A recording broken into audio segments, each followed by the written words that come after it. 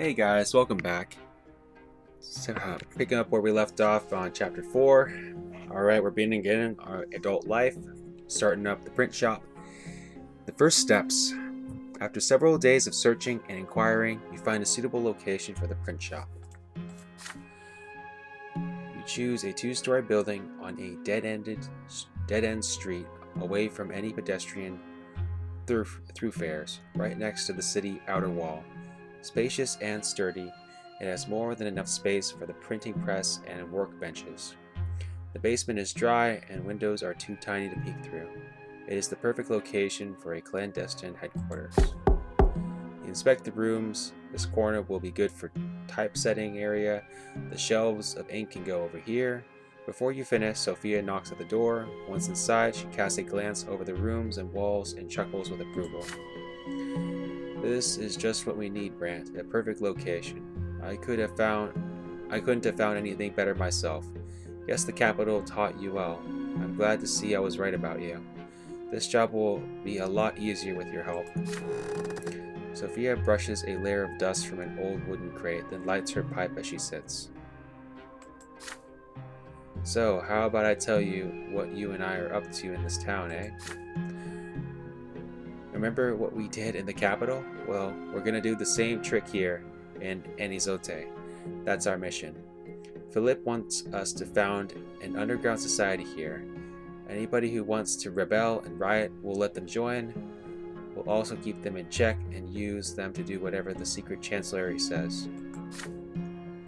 I still don't know everything Felipe is planning yet, but I can tell you he was really angry about how the Inquisition cast all the dirt we dug up on Patrius Strunensis to the four winds. Here in Anizote, Philip wants the real deal. You frowned. The real deal? What is that supposed to mean? It means you and I have to make all the troublemakers in town and take charge of them. Anybody who's willing to fight for their rights. We turn them into an organized force under our command. And then we'll use them to do whatever Felipe wants. Felipe wants to take the city in his own hands. He needs disorder, little disturbances and riots, enough unrest so there's always an excuse to arrest folk whenever they need to. But Felipe always has to be in control. This is the secret chancellery way. As long as the streets are restless, everybody, especially the overseer, will keep thinking good old Sir Felipe El Ferro is a real useful friend to have. Savior of the Empire and all that, their last bulwark against the rabble-rousers. The more riots and arrests we cite, the stronger our underground force will become, and the stronger the secret chancellery will get. Once the people are shouting in the squares, the prefecture and the magistrate will be powerless, and our buddy Felipe will pick up the slack. You're following so far? You nod. So you are supposed to incite unrest. Is that all you have to do? That's just the beginning. Felipe also wants the Lesser Quorum broken up at some point in the future. It's full of folks who don't like the way things are done in the Empire, but the Empire is lucky for now. The Lesser Quorum spends too much time bickering and not enough time trying to work together. That'll work in our favor. So by the time Felipe wants to blackmail the Lesser Quorum, we need to make our own underground network. It's got to be big enough for his needs. We'll frame quorum members, gather accusations, plant agents, stuff like that. In other words, we'll do the secret chancellery's dirty work for them. Now, let's get down to business. Here in Anizote, there are some big shots who are opposing the Imperial Order. We need to do our best to exploit them for our cause. If we're lucky enough, maybe we can even get them on our side. Sophia starts counting on her fingers. Number 1 on my list is Augustine and Born, prefect of Magura. He's almost a relative to you, isn't he? When Gaius Tempus was first appointed overseer of Magura, he was the only member of the provincial council who openly supported him. Born is one of the most powerful nobles in Magura, but he has always protected the common folk. He could be our main ally or a real dangerous enemy. The second fellow worth mentioning is Mayor Egmont, leader of the wealthy commoners in the Lesser Quorum. He's an old merchant who gets rich mining silver and manages to weasel his way into provincial politics as a commoner. We need to ensure Enkman's support as soon as possible. He's rich, powerful, and will be useful to our cause. Last on my list is Father Lenmut. He's the abbot of the temple at the Silver Tree and the local spiritual leader of the New Believers. Right now, lots of Mangren commoners are rejecting Asterius' teachings of the lot, and it's all thanks to Lentman and his influence. If those folk have managed to cast off one burden, it should be easy to talk them into rejecting another. Sophia taps her pipe against the crate, knocking the remaining tobacco onto the floor. One more thing, Brant. We're gonna be manipulating people. I'm talking lies, half-truths, using and exploiting folks, you name it. And we need to get them to follow us. That's a tough thing to do. People can smell phonies a mile away, so we have to believe everything we say. I mean really believe it, from the bottom of our hearts. If you aren't ready to die for your cause, why expect it from your folks? But you also have to remember who we're really doing all this for. She trails off. You wait a moment, then ask Sophia why she has agreed to this. Why is she working for Felipe? Can't she run away from him or use her magic to subdue him? Sophia's deep eyes focus all their attention on you. The merciless Magrin sun fills the room through the narrow window, reflected in her eyes as a multitude of yellow sparks. You think I haven't tried it, Brant? Don't be naive. Magic will not help me to bring Felipe down. When I use my power, you notice it quickly. Felipe notices it even faster. If I try to enchant him ever again, I'll be collared and sent to the House of Humility. I'm never going back there again. Not ever. As for escaping, there's no hiding from the secret chancellery. Sooner or later, they will find me. The Empire is absolute. The Empire is eternal. The Empire is everywhere. We're all in the cage, same cage. There's no way out of it, and so it will be as long as the Empire still stands. So forget about running away. If you want to get out of this alive, just do what I tell you. Trust me, I'll take care of you. Now let's talk about your next step. We need to shore up our cover story, make sure it doesn't fall apart. The first time generaries take a close look at it. Get this print shop to work. You need employees. You're good at picking the right people, just as good as me.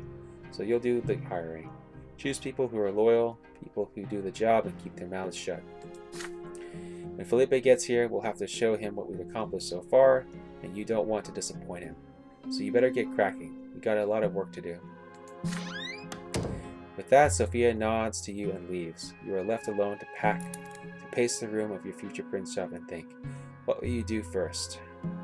Will you hire rebels? Nope, don't have the manipulation.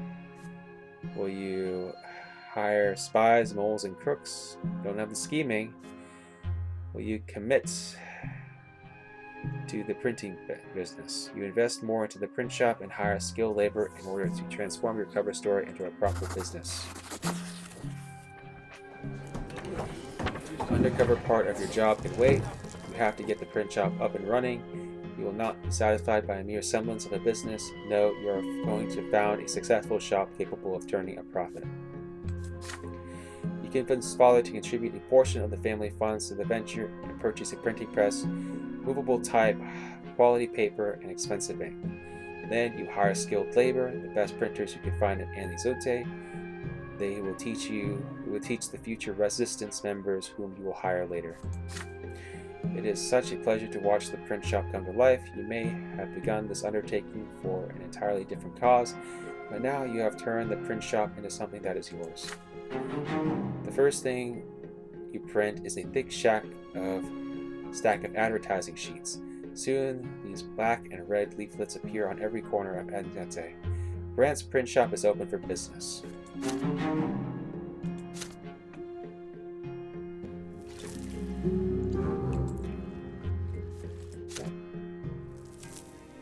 Now, I want to figure out what I'm shooting for, what my end objective is. So a profitable business event has happened, so wealth is greater than one, and we invest in the business. Thanks to your investment, the print shop becomes much more believable as a front for your underground operation, and may actually turn a profit sooner or later. Yeah, let's hopefully make that happen. So we're going to try and shoot for a certain objective. Now we have to find out what objective we want to shoot for. So I'm going to go ahead and open up Destiny. We're going to take a look at this real quick, and we're going to find out what's going to happen. Now, are we going to try to have the Last Straw's riot succeed and, incite the rebellion? Are we going to, play it nice with Sir Alforon? For Sir El Felipe? I don't know.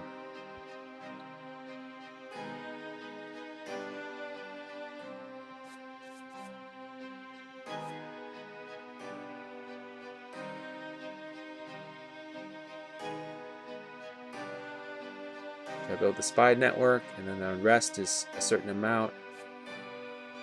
Free man, favored by the overseer.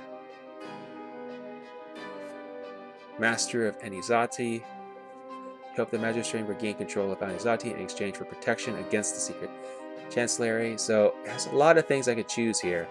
I could side with the master. I could side with the master of Anizati. I could side with the overseer. I could side with El Felipe. I could basically go all in with El Felipe. Oh, Sophia coming close. That probably will not work because she's merciless.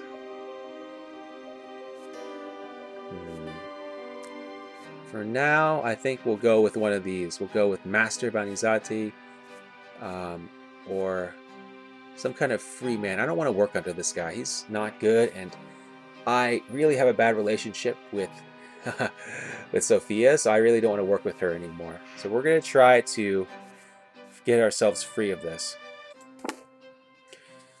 You come back home after a short stroll through the city. As soon as you set foot in the house, you are greeted by Stefan, who invites you to have a talk in Father's office. When you enter the room, Father has a heap of letters in front of him and is signing them one after another. Son, Stefan and I must discuss an important matter with you. When you were in the capital, our family formally petitioned an overseer to grant us nobility and the sword. We have 3 generations of noble blood already. We have the right to make our nobility hereditary. Your grandfather took the first steps toward the nobility of the sword as soon as Stefan was born, and now we are on the brink of becoming the Elbrents. If Overseer Gaius Tempest and the nobles of the province deem us worthy, we will receive a hereditary title. All nobles of the Brant family will remain noble forever as well as their descendants. Father and I will do our utmost to maintain the family position, but our goal can be reached only if our reputation remains unblemished in the eyes of high society. The nobility is watching our every move. Father lays a hand on my shoulder. Now this is your cause too. The future of our family depends on it. We need an estimable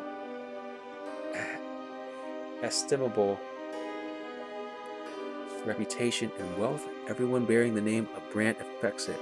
Remember that with every action you take, John. You will have to appear before Anizati High Society. We're going to host a reception for the nobility at our home soon. You must uphold the honor of our family, brother. You'll relate the news from Eterna to our guests. Present yourself in a favorable light. Stepping at the helm, the entire family spends a full week preparing for the majestic reception. The house is flooded with decorations and new tableware. Delicacies are cooked in the kitchen round the clock, and napkins now bear an embroidered oak branch in chains, the Brant family crest. Gloria is the only one to neglect the common cause. Were it up to me, I wouldn't be seen at this hypocritical gathering, but I don't want to let Sir Robert down. He's the only reason I plan to stay for the event.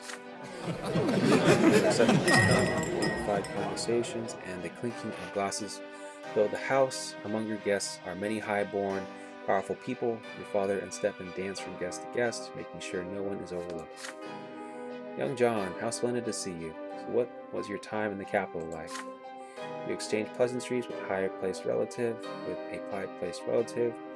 Meanwhile, Gloria and Mother spend the evening on a settee by the wall without drawing any attention. Neither your father nor your elder brother introduces them to the noble guests.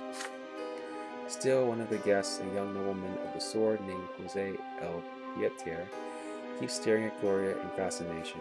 Your sister averts her eyes, unbemused. Lady Gloria, You are a true gem of the evening. You look so marvelous, darling. I haven't seen your like even in the capital. When you walk past Gloria, you hear her hurried whisper, John, please talk to me. This Sir Elpieta keeps following me. I feel uneasy. What does he want from me? I'm just a lowly commoner.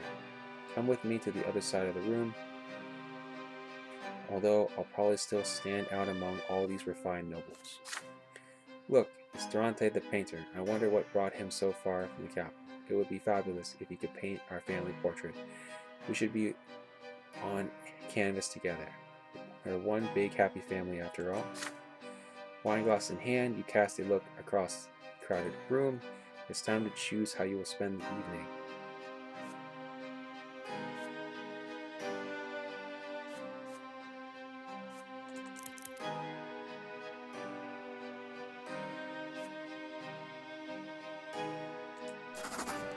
It's like it's designed to make me fail. There's only an option.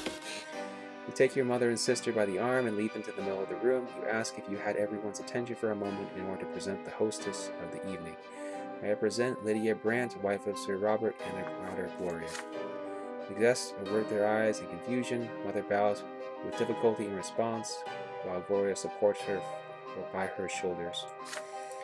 My esteemed guests, it's a great honor for us to have you in our home. Although we are not all of noble descent, the Brante family will always strive to give you the welcome you deserve. Father, dumbfounded, walks up to Mother and takes her hand. You order the musicians to start playing.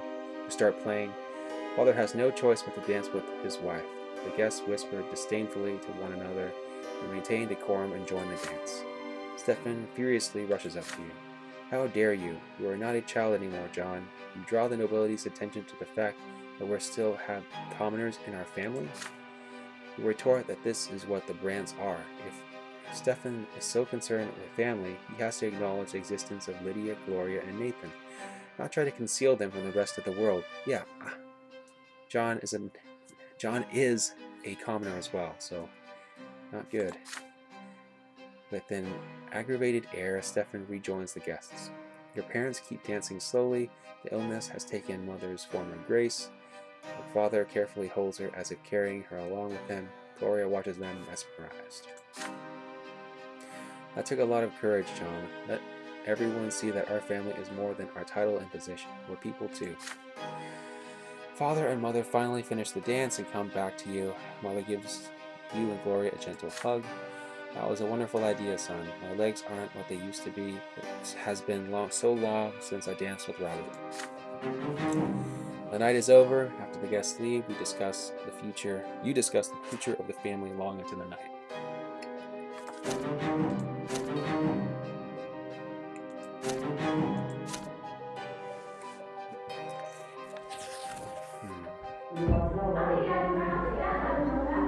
Rock in a hard place. The Brante home has been uneasy for several months now, with Father traveling all over the province for his judicial duties. The animosity between Stefan and Gloria has grown into a full-blown feud. Her elder brother tries to use his position as heir to keep his sister in check and make her behave in accordance with her estate. Gloria repudiates his authority. Their fight rocks the house on a daily basis. Eventually, after returning from his latest trip, Father gathers Stefan, Gloria, and Nathan and you in his office. The somber look portends a difficult conversation. Stefan gazes at his father defiantly. Gloria is poised to lash out and run away. Nathan quietly keeps to his side. Children, for a long time now, our family has been striving to become nobles of the sword. Every noble member of the Brante family will gain a hereditary title. This is your grandfather's dying wish. Gloria sighs out loudly. Then why am I here, Sir Robert? She's right, this is a Brante matter. Wait until I finish, Stefan. I am still the head of this household. If you are truly so concerned about honor, show your father some respect. It can't be helped. Not all of us are noble. But now we must unite as never before. We must work together to protect the reputation and wealth of this family. But you, Stefan, perpetually humiliate Gloria. Father, all I'm trying to do is put her in her place. You know perfectly well the consequences of any attention Gloria might attract. Our every step is being observed. Nobles will make pariahs of our family for all eternity if they remember Gloria's filthy origins and your reckless marriage to Lydia. Father turns red in the face, but with considerable effort he remains composed. That is so. Our grandfather did everything in his power to remedy your mistake. Please, Father, don't repeat them. Gloria speaks up. I'm just trying to live, Sir Robert. Stefan wants to lock me in a cage so no one will ever lay eyes on me. That's not it at all. You are lowborn. You don't live by your law. You do whatever takes your fancy. You're constantly grumbling about the order of things. Did you know, Father, that she defies all prohibitions by continuing to write poetry? As far as you're concerned, anyone who contradicts you is an insurgent. When will you grasp the idea that you may not argue with a nobleman? I am the heir of this family, and my word is law. Purple with rage, Father slams his fist on the table. It is rare to see him so furious. Both your elder brother and sister instantly fall silent. Frightened, Nathan shrinks into a corner. Hold your tongues, both of you. Let John speak. He has witnessed your quarrels. He should know best which of you is in the right.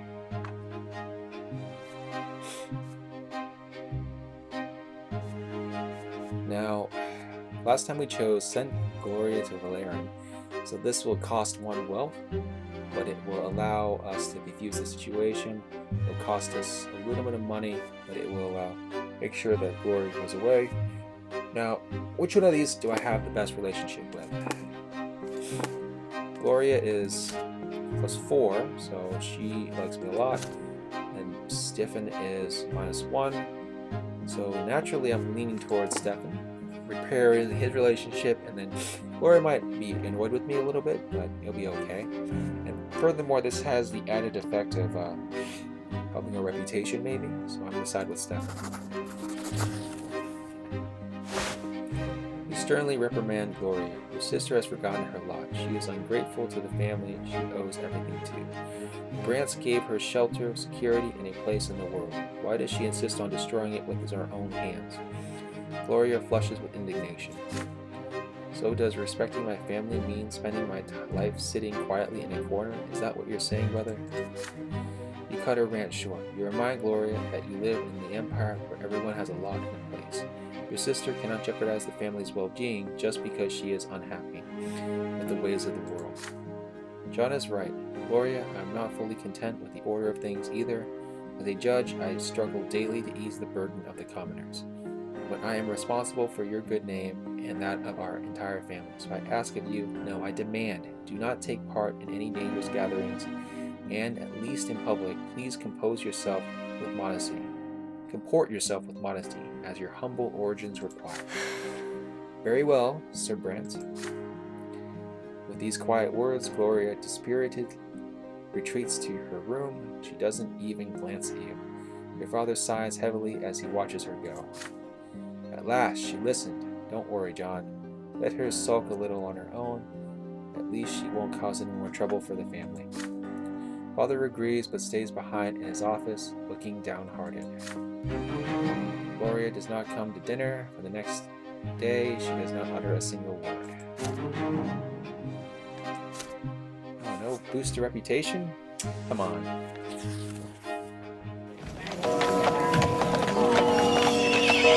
Last straw. The past few weeks in Anizanti resemble your first years in the capital, when you and Sophia were recruiting people to join the Lawless.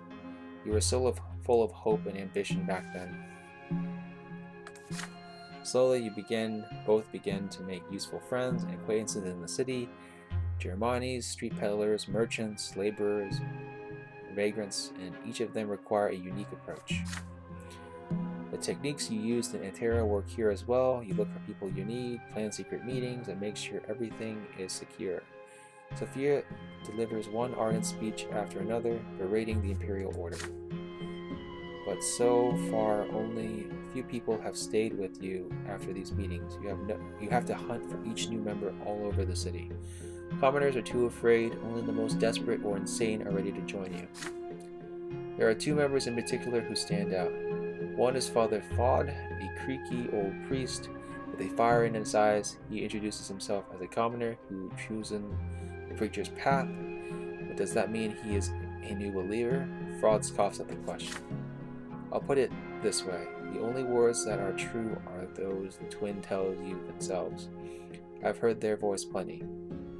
The priests who just cook up some nonsense and call it divine law, they're either crooks or fools, all of them.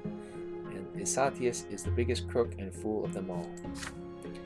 Had he lived in any other city in the empire, he would already have been burned at the stake for those words. But here in Anizati, Fod freely preaches in various taverns and squares. Moreover, the old man is well educated, so you hire him as a typesetter and even let him sleep in the storeroom. When the time comes to assemble a mob or spread some rumors, he will surely come in handy. The other is Alid Sirini, who works at the print shop as a bookbinder. A quiet and innocuous young woman, she nevertheless believes in your words and your struggle with all her heart, and her innocent appearance hides her ardent will. Why would she choose to fight against the empire? When Alida explains, you do not expect to hear cold steel in her voice. My sister was hanged in Eterna after the trial of the 50. I know I might sound like a weeping little girl. I am not looking for pity. I just want her murderers to hang. That's it. Sophia's speech, always brimming with passion and sincerity, she speaks out against the injustice of the empire and calls for people to fight with such intensity that sometimes you find yourself getting swept up by her words, nodding along with the rest. When she speaks, Felipe's plans and the secret chancery disappear, replaced by a vision of a new world where justice and freedom reign. But this illusion passes every time, and when it does, the truth about your conspiracy always feels more pressing than ever. You gave all your employees a day off today. Sir Felipe El Foreign is coming to Anizati. Your print shop is the first place he will visit. Sophia stuffs tobacco into her pipe over and over again, trying to look calm behind the smoke. You hear the sound of hooves and wheels on the cobblestones. A carriage comes to a halt outside. A man walks past the windows and knocks at the heavy front door with the handle of his cane. You open it hurriedly. Felipe is not alone. He is accompanied by a man with a sinewy arms and a face of a predator. Once inside, the secret chancery advisor slowly takes off his cloak and inspects the premises with care. Felipe says, Sophia was right. Excellent choice. Well done, Brante. I had my doubts about you, but those doubts are gradually being eased. You are indeed a man of many talents. Speaking of talents, allow me to introduce you to Oliver Moss, an old friend of mine. I brought him all the way from Eterna to help you out. His skills are even more unusual than yours, Brante. It's amazing how much a person can learn to do when he's well paid. Oliver grins at Felipe's words. The toothy smile cuts through his face like a gruesome scar. Oliver Moss says, You flatter me, Sir Felipe, but you're right. Coin works wonders. Felipe chuckles at that. He produces a small flask from his pocket and takes a sip. But you, Sophia, you disappoint me. I expected to see a functioning organization. I am told that what you have here is not a secret society, but a miserable rabble of the worst people in the city.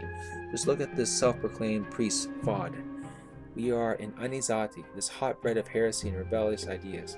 How come you aren't able to find skillful conspirators here? I need a nice little revolt that's easy to suppress. I need a network of spies to dig up dirt on anyone who may stand in our way. Is that too much to ask? You did this job perfectly well in Eterna. What's the matter, Sophia? Can't you do the same thing here? Sir Felipe, Brante and I are going out of our way to get more people into our ranks. Things are not looking too good for us. Right now, the province has a new overseer. Citizens are hopeful. They expect change. So the only people who come to us are from the very bottom of life. This rabble is dangerous. They will ruin my plan and will bring you and Brante to the gallows. And this time, I won't be able to do anything for you. Get rid of them and find conspirators who can be trusted with real work. I have too many enemies here at Anizate. The local magistrate alone is a huge thorn in my side. You have to act faster. Time is of the essence. Or maybe you have more important things to do than serving the Empire. We are doing everything in our power, Sir Felipe. But in order to prepare your plan, we must recruit as many people as possible, and this is what we are doing. Don't try my patience, Sophia. I said get rid of the rabble, find real conspirators, carefully vet each and every one of them. Sophia lowers her head, unable to further argue with the powerful advisor. Felipe suddenly turns to you. Brant, you're the main recruiter for the society. What do you say? Can you do this job for me? I wish I could side with Sophia. Agree with Felipe, you're ready to carry out Felipe's order and carefully vet everyone who wants to join the organization. Other option is to confirm Sophia's words. The secret society needs to quickly recruit people even if they are vagabonds and crooks. Again, that's like the third option that I had no choice in. You readily answer that you will follow Sir Felipe's order. It is dangerous and stupid to recruit strangers without any vetting. You will make every effort to select only valuable and reliable conspirators. You and Sophia made a mistake, but you will fix it. Sophia scoffs at that. Sir Felipe, however, pats you on the shoulder. Well said, Brant. We'll do just that. As for you, Sophia, I don't suggest testing my patience any further. You're one straw away from breaking the horse's back. Speaking of straws, I believe your secret society still needs a name, right? The last straw will do just fine. It's cheap, grim, pompous. The lowborns ought to like it. Oliver, I'm leaving you in the care of our rebels. Show them how real secret chancellery agents get things done. Felipe downs the last of his flask and walks out of the print shop. Sophia follows him without saying a word. You're left alone with Oliver. He looks you over. We're gonna get along just fine, Brant. Don't you worry, says Oliver Moss.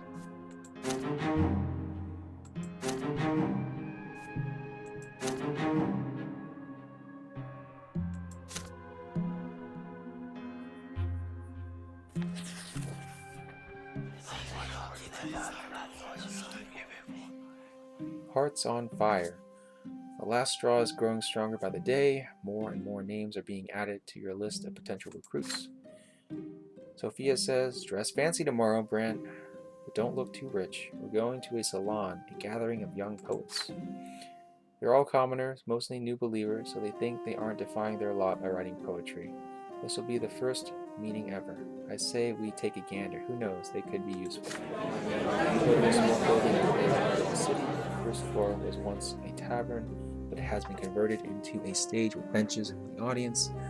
The place is noisy and crowded. Those who cannot find a squeeze into the spaces between the benches. You and Sophia stand in the back corners, far away from each other.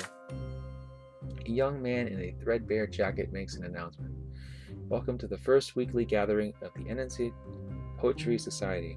The poets are all young men and women. They take turns walking up to the stage from the bench to read a poem or two from their own creation.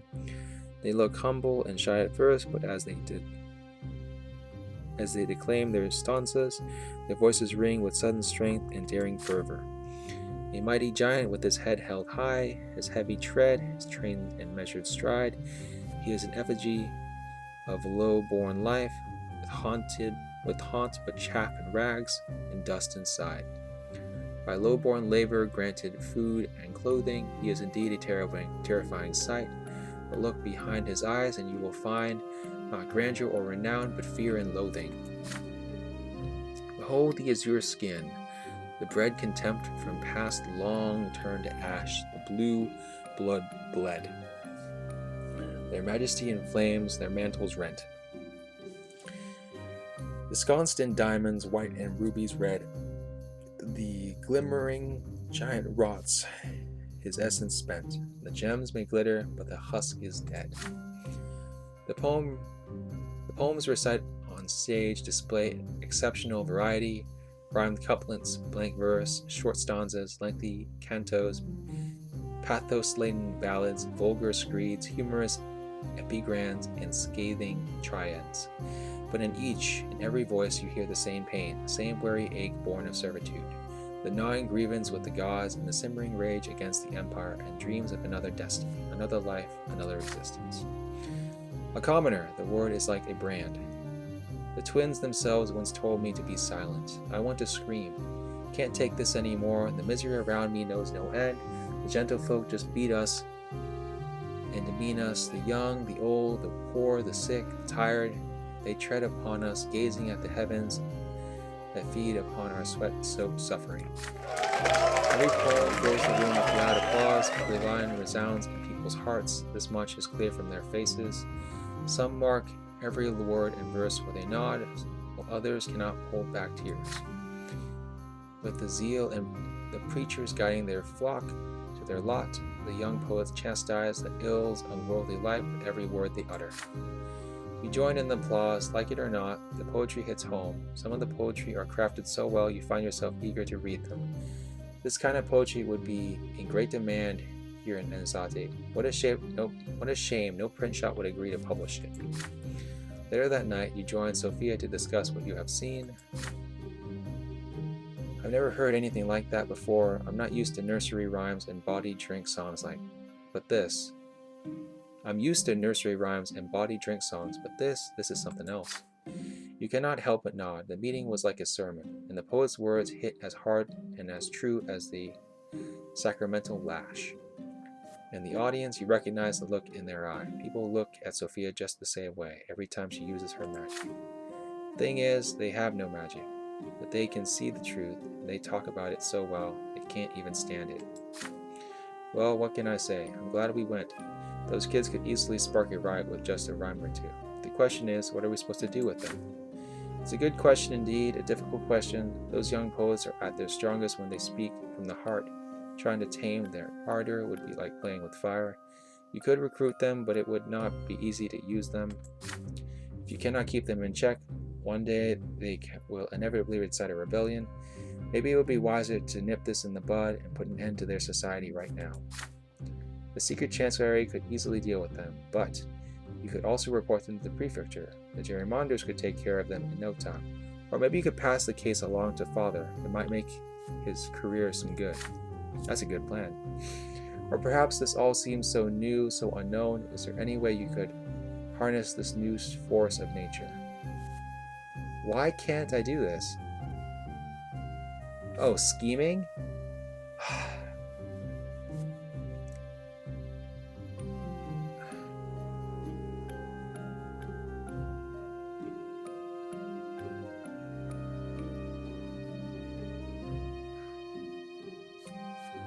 So let Felipe handle them or recruit the poets. Let's recruit the poets, and we'll hopefully get the secret network higher, I guess. Hearts on fire, you assure Sophia that your underground society could use these gifted young men and women. They are still so young, so trusting, it makes sense to recruit them. Okay, I'll let you handle this. For the next weeks, you diligently attend every meeting of the Poetry Society. Once you become a regular, you carefully probe several of the poets, those whose verses have the most bite to them. It's a simple matter to convince them to come to the last straw hideout. Your poetically endowed recruits eagerly join the ranks of the society. They quickly become a cornerstone of your organization. Their voices turn the dissonant gaggle of voices into a heartfelt choir, eager to act, eager to riot. Their poems are quoted more and more often by the last straw members. They are declaimed by young people in the squares and on the streets. They are put to music and sung in taverns. They are written in paint and soot on the walls. More and more young people recite them instead of prayers. I want to scream, can't take this anymore. Brant, you were right about recruiting them. They never cease to amaze me. They're so sincere, it's infectious. Sometimes even I forget that the sleazy game we're playing.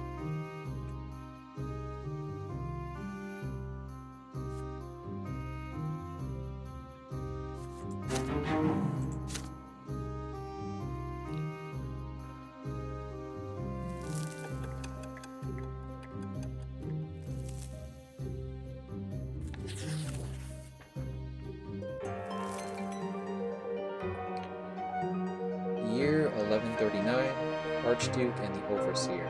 Two powerful lords have been struggling for power in Magra for over 2 years now. The new overseer of the province, Gaius Tempus, cannot seem to rein in the obstinate spirit of Archduke Tarquinius Malindius. Unwilling to accept that he is no longer the overseer of Magra, the Archduke still stubbornly continues to assert his right to rule the province. Most of the Magro gentry who swore allegiance to him generations ago remain loyal to him even now. Gaius Tempus has publicly demanded that the Archduke recognize the overseer's rule as legitimate. Gaius Tempus says, "I am the voice and the will of Emperor Uther II in the province of Magro. All lands, deeds, and titles notwithstanding, Archduke Melendez must obey his sovereign's will and heed his decree. I hereby extend to the Archduke an offer of peace. Should the Archduke cease his insubordination, his lands, deeds, and titles shall remain his own." The Archduke's response to the overseer was openly defiant. Archduke Melendez, since the days of yore, the land of Magra has belonged to the Melendez dynasty. We are part of the empire, and we are the emperor's loyal servants. However, our dynasty will not stand for such intrusion upon our lawful rights and privileges. Never before has an archduke been stripped of his right to represent the emperor's rule in his own province. So do not forget, Sir Overseer, that the highest noble families of Magra have sworn fealty to me alone. Neither the archduke nor the overseer will relent, for both are too powerful to be readily disposed of. The bad blood between the two Arcanians had festered for too long, and the common people have begun to pay the price for their strife. Stripped of the overseer's tax privilege, the Archduke Melendez has decided to impose his own levy upon the citizens and villages of Magra. Commoners are forced to pay taxes twice, first to the overseer and then to the Archduke. This double burden is too much for the common people of Magra to bear. Many have refused the second task outright as a lawless measure, but the Imperial Legion, led by young Dorius Auten, is ruthless. Eagerly and without mercy, the Legion soldiers collect the Archduke's due in cities and villages alike.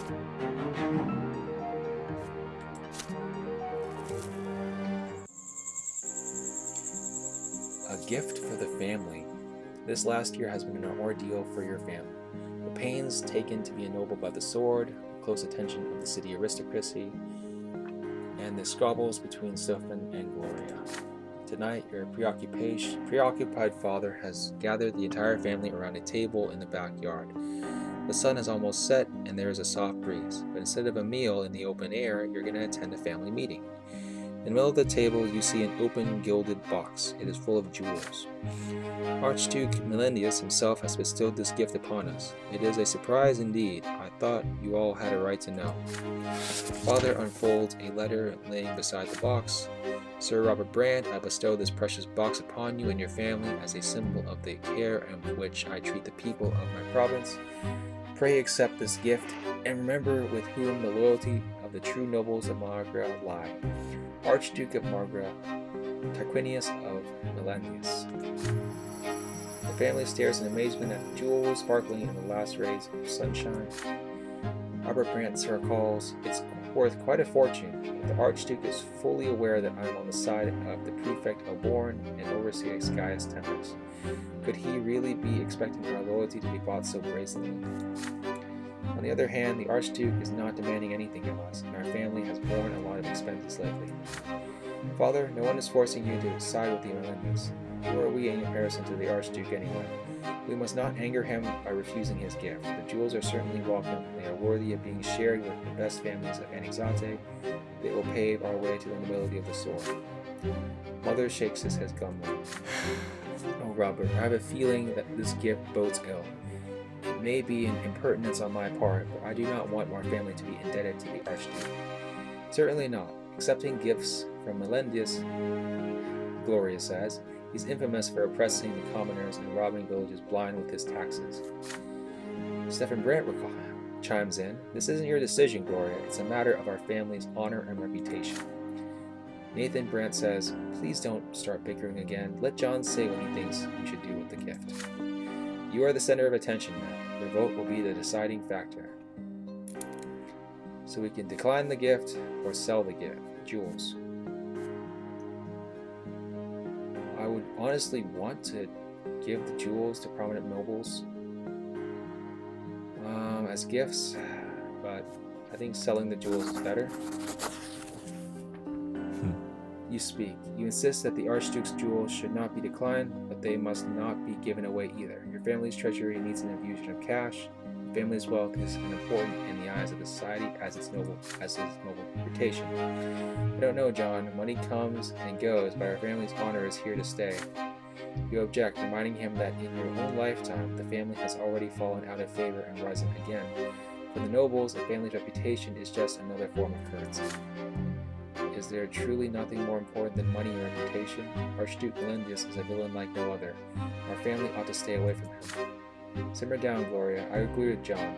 Let it be so. I'll send a note to Archduke expressing our humblest gratitude, but I'll also point out that I don't mean to change sides. I still serve my prefect and my overseer. In the meantime, John will see to the family coffers. Promptly take the precious box and go inside and start taking inventory of the jewels. Mother and Gloria and Nathan follow you with forlorn looks.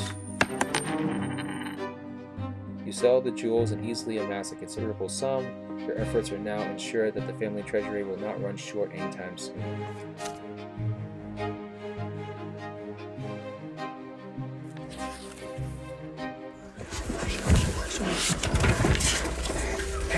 Alright guys, I think we'll call it here. If you enjoyed the video, please leave a like and comment below. Subscribe for more if you're enjoying the series. Have a great day, a wonderful week. Hope to see you in the next video. Peace, guys.